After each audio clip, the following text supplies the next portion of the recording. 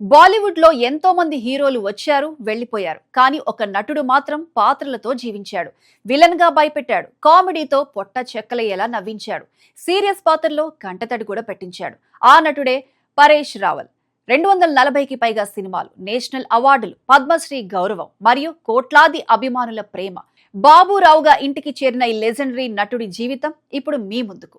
పరేష్ రావల్ 240కి పైగా చిత్రాల్లో నటించి నేషనల్ అవార్డుతో పాటు పద్మశ్రీ అందుకున్నారు. 1955 మే 30 ముంబై నగరంలో పరేష్ రావల్ ఓ గుజరాతీ కుటుంబంలో జన్మించారు. చిన్నతనం నుండే థియేటర్తో తన నటన ప్రయాణం ప్రారంభించారు. ఒక సాధారణ గుజరాతీ బాలుడు భారతీయ సినీ ప్రపంచంలో అద్భుత నటుడిగా ఎదుగుతాడని అప్పట్లో ఎవరికీ తెలియదు. చిన్నప్పటి నుంచే నటనపై ఆసక్తి, కాలేజ్ రోజుల నుంచే థియేటర్స్ లో అడుగులు, స్టేజ్ పై మొదలైన ప్రయాణం తర్వాత సిల్వర్ స్క్రీన్ పై జయించింది. సినీ ప్రవేశం 1980ల బాలీవుడ్ లో హీరోల హవా నడుస్తున్న రోజులవి. అలాంటి సమయంలో ఒక నటుడు తన నటనతో ప్రత్యేక గుర్తింపు తెచ్చుకున్నాడు. మొదట చిన్న పాత్రలు, తర్వాత విలన్ పాత్రలు. కేవలం ఒక చూపుతోనే ప్రేక్షకుని భయపెట్టగలిగిన నటుడు పరేష్ రావల్. అతను హీరో కాకపోయినా స్క్రీన్ పై కనిపిస్తే చాలు, ప్రేక్షకుల దృష్టి అంతా ఆయన పైనే. పరేష్ రావల్ 1980ల నుంచి అనేక నెగిటివ్ పాత్రలతో గుర్తింపు పొందారు. ప్రేక్షకుల నుండి జేజేలు అందుకున్నారు. నేషనల్ అవార్డు అందుకోవడం అంటే ఒక నటుడి గొప్పతనం తెలుపుతుంది. 1994 పరేష్ రావల్ కెరీర్ లో పెద్ద మలుపు. సార్ మరియు వావ్ చోక్రీ చిత్రాల్లో అద్భుత నటనకు నేషనల్ అవార్డు అందుకున్నారు. కామెడీ మాత్రమే కాదు, భావోద్వేగ పాత్రలో కూడా తన సత్తా చాటారు. పరేష్ రావల్ వావ్ చోక్రీ మరియు సార్ సినిమాలకు నేషనల్ అవార్డు అందుకున్నారు. ఆయన పోషించిన బాబురావు పాత్రతో సంచలనం సృష్టించారు.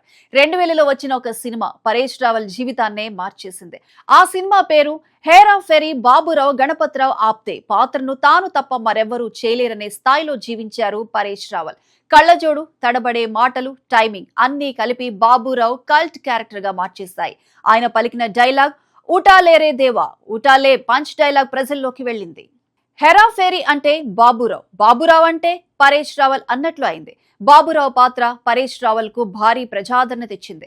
హిందీ సినీ పరిశ్రమలో కామెడీకి కొత్త స్థాయిని తీసుకువెళ్లిన నటుల్లో పరేష్ రావల్ ముందుంటారు. డైలాగ్ చెప్పకముందే నవ్వు తెప్పించే నటుడు అంటే అది పరేష్ రావల్ మాత్రమే. హీరోలు మారినా కామెడీకి చిరునామా మాత్రం ఆయనే. పరేష్ రావల్ 1985లో వచ్చిన అర్జున్ అనే హిందీ చిత్రంలో ఒక సహాయ పాత్ర ద్వారా నటనా రంగంలోకి ప్రవేశించారు.